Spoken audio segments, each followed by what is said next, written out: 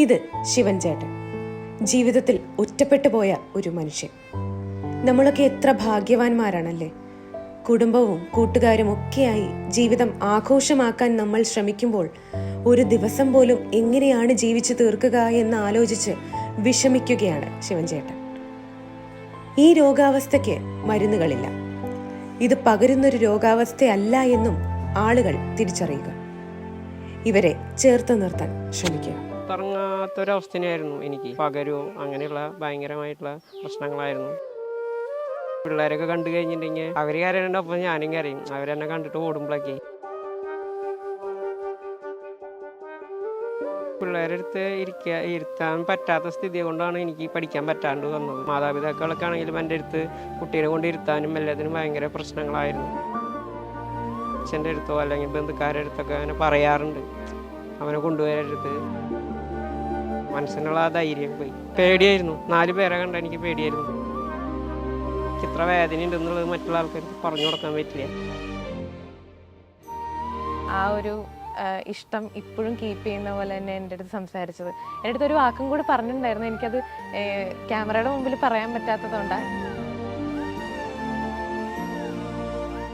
ശിവൻ ചേട്ടാ നമസ്കാരം, welcome to movie world. സുഖമായിരിക്കുന്നു? എങ്ങനെ പോകുന്നു ജീവിതമൊക്കെ? പലർക്കും ഈ ഒരു രോഗാവസ്ഥയെ കുറിച്ച് പലർക്കും അറിവില്ല. എനിക്ക് തോന്നുന്നു ഒരു പകരും എന്നുള്ള രീതിയിലൊക്കെ ആളുകൾ ഒരുപാട് മാറ്റി നിർത്തപ്പെട്ട സാഹചര്യങ്ങളൊക്കെ ശിവൻ ചേട്ടൻ ഫേസ് ചെയ്യേണ്ട വന്നിട്ടുണ്ട്. അപ്പോൾ അതൊക്കെ എങ്ങനെയായിരുന്നു ഓവർകം ചെയ്ത് വന്നത്? ചെറുപ്പത്തിൽ എന്ന് പറഞ്ഞു കഴിഞ്ഞാൽ പുറത്തിറങ്ങാത്തൊരവസ്ഥയായിരുന്നു എനിക്ക്. ഒരു 10-13 വയസ്സ് വരെ ഞാൻ പുറത്തേക്ക് തന്നെ കൊണ്ടുപോകാറൊന്നുമില്ല. കൊണ്ടുപോയാൽ തന്നെ പകരോ അങ്ങനെയുള്ള ഭയങ്കരമായിട്ടുള്ള പ്രശ്നങ്ങളായിരുന്നു. അങ്ങനെ കല്യാണങ്ങൾ അങ്ങനെയുള്ള കാര്യങ്ങൾ ഒന്നും ഞാൻ അറ്റൻഡ് ചെയ്യാറില്ല. അപ്പം അങ്ങനെ ഭയങ്കരമായിട്ടുള്ള പ്രശ്നങ്ങളായിരുന്നു. പിന്നെ പിള്ളേരൊക്കെ കണ്ടു കഴിഞ്ഞിട്ടുണ്ടെങ്കിൽ ഭയങ്കരമായിട്ട് കരയായിരുന്നു. അപ്പം അങ്ങനെ കാണുമ്പോൾ എനിക്ക് നല്ല വിഷമമായിരിക്കും. അവരങ്ങനെ എനിക്കും ഞാനും കരയും. അവർ കരയുന്നുണ്ട്, അപ്പം ഞാനും കരയും. അവരെന്നെ കണ്ടിട്ട് ഓടുമ്പോഴൊക്കെ അങ്ങനെയൊക്കെ ഇപ്പോൾ കുറേ ബുദ്ധിമുട്ടുകളൊക്കെ ഞാൻ നേരിട്ടുണ്ട് ചെറുപ്പത്തിലൊക്കെ. അപ്പോൾ കുറേശ്ശെ ഇപ്പോൾ 10-13 ദിവസമൊക്കെ കഴിഞ്ഞപ്പോൾ പുറത്തേക്ക് ഇറങ്ങിയപ്പോൾ വിഷമില്ല എന്നല്ല, എന്നാലും പ്രശ്നങ്ങളുണ്ട്. എന്നാലും നമുക്ക് ഇറങ്ങാണ്ടിരിക്കാൻ പറ്റില്ലല്ലോ.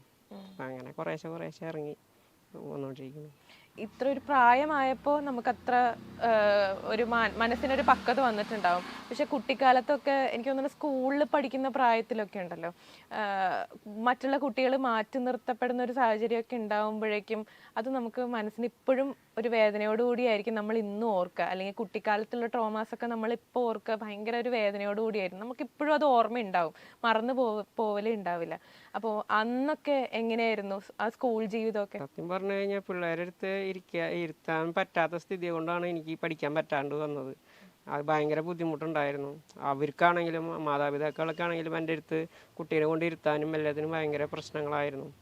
അങ്ങനെ എന്നെ വീട്ടിൽ നിന്ന് പുറത്തേക്ക് വിടാണ്ട് ഇതാണ് ശരിക്കും. അത് കാരണം എൻ്റെ തുടക്കം തൊട്ടിൽ തന്നെ എൻ്റെ പഠിപ്പ് അങ്ങനെ നിന്ന് പോകാനുണ്ടായത്. പിന്നെ അങ്ങനെ സാഹചര്യങ്ങൾ പിന്നെ അവർ ശ്രദ്ധിച്ചില്ല. പിന്നെ തന്നെ അങ്ങനെ അവർക്ക് താങ്ങാൻ പറ്റുന്നായിരുന്നില്ല. അപ്പോൾ പിന്നെ ഞാൻ വീടിനകത്ത് തന്നെയായി. എൻ്റെ പഠിപ്പ് അതോട്ട് പോയി. അതാണ് ഉണ്ടായത്. എന്തെങ്കിലും മറക്കാൻ പറ്റാത്ത എന്തെങ്കിലും സാഹചര്യങ്ങൾ എന്തെങ്കിലും ഓർമ്മയുണ്ടോ? മറക്കാൻ പറ്റാത്ത കാര്യങ്ങൾ ഇത് സംബന്ധിച്ച് തന്നെ നമുക്ക് വിവാഹങ്ങൾ ഒക്കെ വരുമ്പോൾ അവർ പലപ്പോഴും അച്ഛൻ്റെ അടുത്തോ അല്ലെങ്കിൽ ബന്ധുക്കാരുടെ അടുത്തൊക്കെ അങ്ങനെ പറയാറുണ്ട്, അവനെ കൊണ്ടുപോയരുത്. അന്നൊക്കെ പറഞ്ഞു കഴിഞ്ഞാൽ ആൾക്കാർ കാണുമ്പോൾ അവർക്ക് പറയാനുള്ളൊരു ബുദ്ധിമുട്ട്, ഇന്ന ആളുടെ മകനാണ് അല്ല ഇന്ന ആളാണ് എന്ന് ബാക്കിയുള്ള ആൾക്ക് ഇത് പറയാനായിട്ട് അവർക്ക് ചലിപ്പ്. അതുകൊണ്ട് എൻ്റെ അടുത്ത് നേരിട്ട് പറയില്ലെങ്കിലും മറ്റുള്ളവരുടെ അടുത്ത് പറഞ്ഞേൽപ്പിക്കാറുണ്ട്.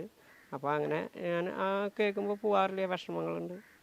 അപ്പോൾ അത് തന്നെ ഞാൻ പിന്നെ അതുകൊണ്ടാണ് ഞാൻ പിന്നെ വലിഞ്ഞു തുടങ്ങിയത് തന്നെ. പിന്നെ എനിക്ക് മറ്റുള്ളവരായിട്ട് ബുദ്ധിമുട്ടുണ്ടാക്കരുല്ലോ നമ്മൾ. അപ്പോൾ അതുകൊണ്ട് ഞാൻ ഇപ്പോൾ മിക്ക കല്യാണങ്ങൾക്കും പോകാണ്ടായി. പിന്നെ അങ്ങനെ ഫംഗ്ഷനുകൾക്കും ഒന്നും പോകാണ്ടായി. പിന്നെ അങ്ങനെ കേട്ടു തുടങ്ങിയപ്പോൾ മനസ്സിനുള്ള ആ ധൈര്യം പോയി. ആ ഒരു കോൺഫിഡൻസ് ഒരുപാട് നഷ്ടപ്പെട്ടിട്ടുണ്ടല്ലോ. അല്ലെങ്കിൽ ഒരു എന്താ പറയുക, 4 ആൾ കൂടുന്ന ഒരു സ്ഥലത്ത് ചെന്ന് നിൽക്കാനായിട്ടുള്ള ഒരു കോൺഫിഡൻസ് ഒരുപാട് പേടിയായിരുന്നു. 4 പേരെ കണ്ട എനിക്ക് പേടിയായിരുന്നു. അവരെടുത്ത് പോയി വർത്തമാനം പറയാനും എല്ലാത്തിനും ഭയങ്കര പേടിയായിരുന്നു. അതുകൊണ്ടാണ് ഞാൻ മിക്കതും ബാക്കിൽ ഒരുങ്ങി അങ്ങനത്തെ കാര്യങ്ങൾക്കൊന്നും ഞാൻ പോകാറില്ല. പിന്നെ പുറത്തേക്കുള്ള യാത്രകളൊക്കെ ഉണ്ടല്ലോ, ഒരുപക്ഷെ അങ്ങനെയുള്ള യാത്രകളൊക്കെ ചെയ്തുവിടാന്ന് തോന്നുന്നു. കാരണം എന്താണെന്ന് വെച്ചാൽ വെയിലധികം കൊള്ളാൻ പാടില്ല എന്ന് ചേട്ടൻ പറഞ്ഞിട്ടുണ്ടായിരുന്നല്ലോ. അപ്പോൾ അതൊക്കെ എങ്ങനെ യാത്രകളൊക്കെ വളരെ ലിമിറ്റ് ചെയ്തിട്ടാണോ? ലിമിറ്റ് ചെയ്തിട്ടാണ് നമ്മൾ സാഹചര്യം അനുസരിച്ച് നോക്കിയിട്ടൊക്കെയാണ് അവരുടെ അടുത്ത് ഞാൻ പറയും. അപ്പോൾ എൻ്റെ അങ്ങനെ അനുസരിച്ചുള്ള കാര്യങ്ങൾക്ക് മാത്രമാണ് ഞാൻ പോകാറുള്ളൂ. ബാക്കിയുള്ള കാര്യങ്ങളൊക്കെ വീട്ടിൽ തന്നെയാണ്. ബാക്കി എന്ത് പരിപാടി കാണാൻ പോകണ്ടെങ്കിലും രാത്രി പോവുള്ളൂ. പകലൊന്നും ഞാൻ അങ്ങനെ പോവില്ല. ചൂട് ചൂട് പറ്റില്ല. ഒരു മാക്സിമം 1 മണിക്കൂർ 1.5 മണിക്കൂർ ഒക്കെ എനിക്ക് പറ്റുള്ളൂ. അത് കഴിഞ്ഞ് ഞാൻ തളരും. വയ്യാണ്ട് വീണ് പോകേണ്ട അവസ്ഥയാവും മൊത്തം. തീരെ പറ്റില്ല. കാരണം വെച്ചാൽ നമ്മൾ ഓടി കിതക്കില്ലേ, അതേമാതിരി ഭയങ്കര ബുദ്ധിമുട്ടായിരിക്കും. ആ ഒരു അവസ്ഥയാണ് എനിക്ക് ഉണ്ടാവണത്. അതാരും പറഞ്ഞാൽ മനസ്സിലാവില്ല. നമ്മളൊരു അനുഭവം മറ്റുള്ളവന് നമുക്ക് പറഞ്ഞു കൊടുക്കാൻ പറ്റില്ല. നമുക്ക് അതേമാതിരി ഒരു വേദന, എനിക്ക് ഇത്ര വേദന ഉണ്ടെന്നുള്ളത് മറ്റുള്ള ആൾക്കാർക്ക് പറഞ്ഞു കൊടുക്കാൻ പറ്റില്ല. അതാണ് എൻ്റെ പ്രശ്നം. എനിക്ക് ഇത്രയും പ്രശ്നങ്ങളുണ്ട് എന്നുള്ളത് എനിക്ക് ആരടുത്തും പറഞ്ഞ് മനസ്സിലാക്കി കൊടുക്കാൻ പറ്റിയ ഒരു ഇതല്ല എൻ്റെ അസുഖം. പുറമെ നോക്കുമ്പോൾ ഇങ്ങനെ മാത്രമേ ഉള്ളൂ. പക്ഷേ മറ്റുള്ളവർക്ക് എനിക്ക് പറഞ്ഞ് മനസ്സിലാക്കി കൊടുക്കാൻ പറ്റില്ല. അത് അവർക്ക് വരുമ്പോഴാണ് അതിൻ്റെ ഒരു ആ കാഠിന്യം മനസ്സിലാവുള്ളൂ. ഫാമിലിയിൽ നിന്നൊക്കെ എങ്ങനെയായിരുന്നു സപ്പോർട്ട്? ഉണ്ടാവും.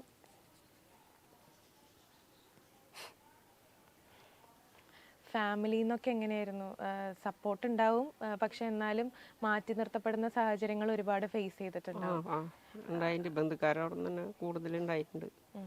അതുകൊണ്ടാണ് ഞാൻ പറഞ്ഞത്. പിന്നെ അങ്ങനെ ആയി തുടങ്ങിയപ്പോൾ പിന്നെ ഞാൻ പരമാവധി ഒരാളുടെ പരിപാടിക്കും പോവാണ്ടായി. അങ്ങനെ ഉണ്ടായത്. കോൺഫിഡൻസ് പോയി. ഇപ്പോൾ വലിയ കുഴപ്പമില്ല. കുറേശ്ശെ ഇപ്പോൾ ഇവിടെ ആൾക്കാരൊക്കെ ആയിട്ട് ഇതായപ്പോൾ ചെറിയൊരു ധൈര്യം കാര്യങ്ങളൊക്കെ ആയിട്ട്. കൂട്ടുകാരൊക്കെ ഉണ്ടോ? ഇപ്പോൾ കൂട്ടുകാരന്മാരൊക്കെ ഉണ്ട്. ഇപ്പോൾ വലിയ കുഴപ്പമില്ലാത്ത രീതിയിൽ അവരൊക്കെ എന്നെ കൊണ്ടുപോകും. കാര്യങ്ങൾക്കൊക്കെ ഹെൽപ്പുണ്ട്. ഇപ്പോൾ ആളുകൾക്കൊരു തെറ്റിദ്ധാരണ ഉണ്ടല്ലോ, ഇത് പടരും, അല്ലെങ്കിൽ തൊട്ട് കഴിഞ്ഞു കഴിഞ്ഞാൽ നമുക്കും അത് വരും എന്നുള്ളൊരു രീതിയിൽ ആളുകൾക്കൊരു തോട്ട് ഉണ്ടാവുമല്ലോ. അതൊക്കെ പറഞ്ഞ് മനസ്സിലാക്കിച്ചു കൊടുക്കാനായിട്ട് ബുദ്ധിമുട്ടാണെന്നറിയാം. പക്ഷേ നമുക്ക് പറയാനല്ലേ പറ്റുള്ളൂ. അവർ മനസ്സിലാക്കി എടുക്കാനായിട്ട് ഒരുപാട് കാലതാമസം വന്നിരിക്കാം. അപ്പോൾ ചേട്ടൻ എങ്ങനെയായിരുന്നു പറഞ്ഞ് മനസ്സിലാക്കാൻ ശ്രമിക്കാറുണ്ടായിരുന്നോ? അതോ ഇല്ല, അവരെ പറഞ്ഞാൽ മനസ്സിലാവില്ല. അവർ കാണുമ്പോൾ പേടിയല്ലേ, അവർക്ക് പറഞ്ഞാൽ മനസ്സിലാവില്ലല്ലോ. ഇപ്പോൾ ചെറിയ കുട്ടികളാണെങ്കിലും കൂടിയിട്ട് പെട്ടെന്ന് കാണുമ്പോൾ അവർ എൻ്റെ അടുത്തേക്ക് വരാനും ഭയങ്കര ബുദ്ധിമുട്ടാണ്. അവരത് പെട്ടെന്ന് മനസ്സിലാക്കി കൊടുക്കാൻ പറ്റുന്ന പ്രായമല്ല. അന്ന് പറഞ്ഞാൽ തന്നെ വലിയൊരു അങ്ങനെയൊക്കെ തന്നെ. നമ്മളൊരു ബസ്സിൽ പോകാമെന്ന് വെച്ചിട്ടുണ്ടെങ്കിൽ നമ്മൾ അവിടെ ഇരുന്ന് കഴിഞ്ഞാൽ അപ്പുറം എണീറ്റ് പോകും അവർ. എൻ്റെ അടുത്ത് ഇരിക്കില്ല. മിക്കതും അങ്ങനെയൊക്കെ തന്നെയാണ്. അപൂർവമാണ്. എന്നാലും ഇപ്പോൾ നമ്മുടെ ചെറിയ പിള്ളേരൊക്കെ കുഴപ്പമില്ല. ഈ കാരണന്മാരാണ് ഏറ്റവും വലിയ പ്രശ്നം. ചെറിയ പിള്ളേർക്ക് കോളേജിൽ പഠിക്കുന്ന പിള്ളേരൊക്കെ എടുത്ത് വന്നിരിക്കലും അങ്ങനെയുള്ള പ്രശ്നങ്ങളൊന്നുമില്ല. കൂടുതൽ വയസ്സായ ആൾക്കാരാണ് നമ്മുടെ അടുത്ത് നിന്ന് ഏറ്റു പോവുക. ബസ്സിലൊക്കെ ട്രാവൽ ചെയ്യാറുണ്ടോ? എങ്ങനെയാ ഒരു സ്ഥലത്തേക്കൊക്കെ പോകുന്നെങ്കിൽ എങ്ങനെയാ പോവുക? അപ്പോൾ ജസ്റ്റ് ഇപ്പോൾ ആരെങ്കിലും അടുത്ത് ചോദിക്കും ഇതേത് ബസ്സാണ് വരണേ കാര്യങ്ങൾ, അപ്പോൾ അവർ പറഞ്ഞുതരും. അപ്പം അങ്ങനെ പോകും. ഒരു സമയത്ത് വൈറലായിട്ടുണ്ടായിരുന്നു സോഷ്യൽ മീഡിയയിൽ. അപ്പോൾ അതിനുശേഷം ആളുകൾക്ക് വന്നൊരു മാറ്റം എങ്ങനെ ഉണ്ടായിരുന്നു? അതായത് ഇപ്പോൾ ഒരു 1 ഇയർ ബാക്കാണ് സോഷ്യൽ മീഡിയ ഇങ്ങനെ നിറഞ്ഞു നിന്നത്. അപ്പോൾ അതിനുശേഷം വന്ന മാറ്റങ്ങൾ എന്തൊക്കെയായിരുന്നു ലൈഫിൽ? കാരണം വെച്ചിട്ടുണ്ടെങ്കിൽ ഇതിനെക്കുറിച്ച് ഒന്നും കൂടിയും എനിക്ക് തോന്നുന്നു, ഞാൻ ചെയ്ത ഒരു കാര്യം കൊണ്ട് ബാക്കിയുള്ള ആൾക്കാർക്ക് ഒരു പ്രയോജനം വന്നിട്ടുണ്ടെന്ന് എനിക്ക് തോന്നുന്നുണ്ട്. അതായത് ഞാൻ ഈ ചെയ്ത കാര്യം മറ്റുള്ള ആൾക്കാർ കണ്ടിട്ട് ഓരോരുത്തർ വിവാഹം കഴിച്ചതായി ഞാൻ അറിഞ്ഞിട്ടുണ്ട്. അപ്പോൾ അതൊരു വലിയ കാര്യമല്ലേ. ഞാനൊരു കാര്യം ഒരാൾ ഒരു കാര്യം ചെയ്യുമ്പോഴാണല്ലോ അവർക്കും അതിന് കുഴപ്പമില്ല എന്ന് തോന്നുക.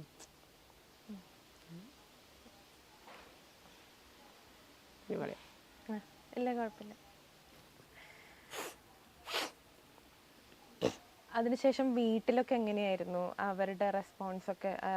എന്താ പറയുക, നമ്മളായിട്ട് തന്നെ നമ്മളൊരു തീരുമാനം എടുക്കുമ്പോഴേക്കും ഉള്ള ബുദ്ധിമുട്ട്, അതിനകത്ത് എന്തെങ്കിലും ഒരു കുഴപ്പം വരുമ്പോൾ നമുക്ക് ഉണ്ടാവുന്ന ഒരു ബുദ്ധിമുട്ടുണ്ടല്ലോ, അത് എങ്ങനെയായിരുന്നു ഫേസ് ചെയ്തിട്ടുണ്ടായിരുന്നത്? സത്യം പറഞ്ഞു കഴിഞ്ഞാൽ വിവാഹം കഴിക്കാന്ന് പറഞ്ഞപ്പോൾ തന്നെ ആകെ പ്രശ്നങ്ങളായിരുന്നു. മൊത്തത്തിൽ വീട്ടിൽ പ്രശ്നം.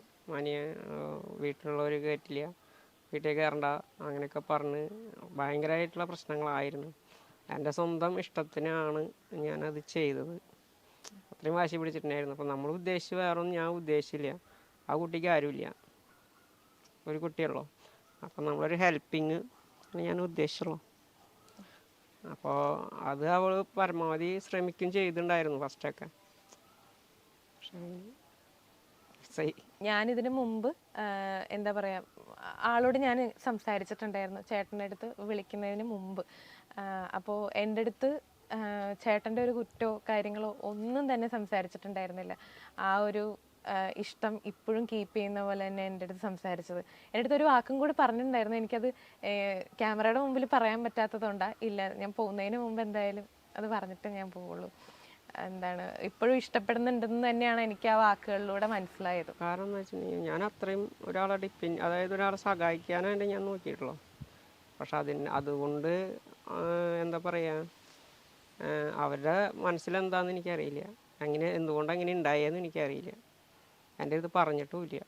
ഇങ്ങനെ നടന്നു പറഞ്ഞിട്ടുണ്ടായിരിക്കുമല്ലോ, എൻ്റെ അടുത്ത് പറഞ്ഞിട്ടില്ല. ഫ്രണ്ട്സ് മുഖേനയാണ് ഞാൻ ഈ ഫോട്ടോസ് കാണുന്നത് തന്നെ. മനസ്സിലായി. അപ്പം എന്തായാലും വിഷമമുണ്ടാവും. അപ്പോൾ അങ്ങനെ പറഞ്ഞു, വേണ്ട എന്നെ വേണ്ടാന്ന് പറഞ്ഞു.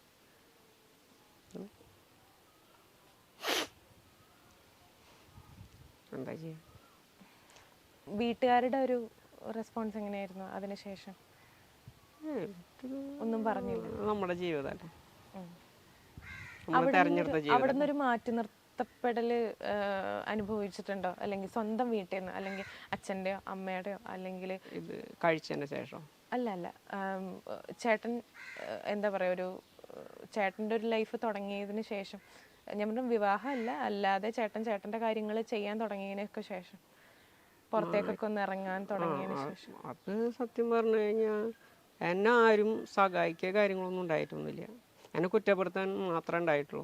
നമ്മളെന്തെങ്കിലും രക്ഷപ്പെടണം, എനിക്ക് പറ്റാവുന്ന ജോബുകൾ എനിക്ക് ചെയ്യണമെന്ന് ഞാൻ ഇപ്പോഴും ശ്രമിച്ചുകൊണ്ടിരിക്കുന്ന ആളാണ്.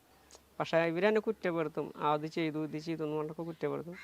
എന്നെ ആരും പൈസ കൊണ്ടല്ലെങ്കിലും കുഴപ്പമില്ല, അവർക്ക് ഒന്ന് ഹെൽപ്പ് ചെയ്യാൻ പറ്റും. കുറേ കാര്യങ്ങളുണ്ട്, ജോലി ഇന്ന കാര്യങ്ങൾ ചെയ്യുന്നത്. അപ്പം നമ്മളെന്തെങ്കിലും ചെയ്തിട്ട് അത് കംപ്ലൈൻറ്റ് വരുമ്പോഴാണ് ഇവർ എന്നെ കുറ്റപ്പെടുത്തണത്. അപ്പം അവർക്ക് ഒരു സഹായം ചെയ്തെന്നൂടെ? ശരിക്കും പറയുകയാണെങ്കിൽ ഈ കുറ്റപ്പെടുത്തുന്നത് അവന് അത്രയും അറിവില്ല, പഠിപ്പില്ലാണ്ട് അവൻ ശ്രമിക്കുന്നുണ്ട്.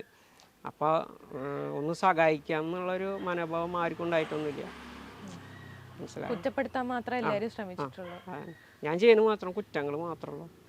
എന്നാൽ അവൻ ചെയ്യുന്ന തെറ്റാണ്, ആ തെറ്റ് പോരായ്മകൾ നികത്തി കൊണ്ട് ഇന്ന വഴിക്ക് പോടാ എന്ന് പറയാനായിട്ട് ഇന്ന വരയ്ക്ക് ആരും ഉണ്ടായിട്ടില്ല. എൻ്റെ സ്വന്തം കഴിവുകൊണ്ട് തന്നെയാണ് ഞാനിപ്പോഴും കഴിയുന്നത്. ആരുടെയും സഹായമൊന്നും ഇല്ലാണ്ട്, ദൈവത്തിൻ്റെ സഹായം കൊണ്ട് അസുഖങ്ങളും കാര്യങ്ങളൊന്നും ഇപ്പോൾ ഇല്ലാണ്ട് ഇങ്ങനെ മുന്നോട്ട് പോകണം. ജോലിയൊക്കെ കിട്ടാനായിട്ട് ഒരുപാട് ബുദ്ധിമുട്ടുള്ള സാഹചര്യങ്ങൾ ഫേസ് ചെയ്തെന്നിരിക്കാം. കാരണം എന്താണെന്ന് വെച്ചാൽ, ഇപ്പോൾ നമ്മളിങ്ങനെ ആയിപ്പോയത് നമ്മുടെ കുറ്റം കൊണ്ടിട്ടല്ലല്ലോ, പക്ഷെ നമുക്ക് എന്തായാലും നിലനിൽക്കണം, ജീവിക്കണം എന്നുള്ളൊരു കാര്യമുള്ളത് കൊണ്ട് പൈസ വേണം. അപ്പോൾ ജോലി ചെയ്യണം എന്തായാലും. അപ്പോൾ ജോലി തേടി പോയിട്ട് അത് ഈ ഒരു കാരണത്താൽ കിട്ടാത്ത സാഹചര്യങ്ങളൊക്കെ വന്നിട്ടുണ്ടോ ലൈഫിൽ? ഉണ്ട്. നമുക്കിപ്പോൾ കണ്ടാലറിയാലോ, ഇപ്പോൾ നമുക്ക് ഹോട്ടലിൽ നിൽക്കാൻ പറ്റില്ല. അപ്പോൾ അതുമ്പോൾ തന്നെ വെയിൽ കൊണ്ടിട്ട് നമുക്കൊരു കാര്യം ചെയ്യാൻ പറ്റില്ല. സത്യം പറഞ്ഞു കഴിഞ്ഞാൽ അങ്ങനത്തെ ഒരു സിറ്റുവേഷനിലാണ് നമ്മൾ നിൽക്കുന്നത്.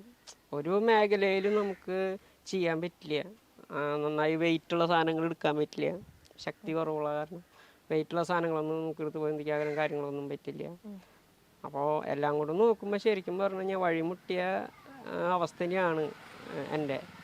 ശരിക്കും പറഞ്ഞു കഴിഞ്ഞാൽ അത് ആരും അത് വീട്ടുകാരും അല്ല, ആരും എന്നെ സഹായിക്കുക കാര്യങ്ങളൊന്നും ചെയ്തിട്ടില്ല. ഞാൻ എങ്ങനെ ജീവിക്കണമെന്ന് തന്നെ ഒരാൾക്ക് അറിയില്ല.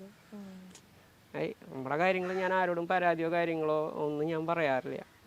അച്ഛനോടാണെങ്കിലും അമ്മോടാണെങ്കിലും എൻ്റെ കാര്യങ്ങൾ മരുന്ന് മേടിക്കാനാണെന്നുണ്ടെങ്കിലും ഞാൻ ഇനി കുറേശ്ശെ ആരെങ്കിലുമൊക്കെ സഹായിക്കാൻ എന്തെങ്കിലുമൊക്കെ ചെയ്ത് അങ്ങനെ മുന്നോട്ട് പോകണം.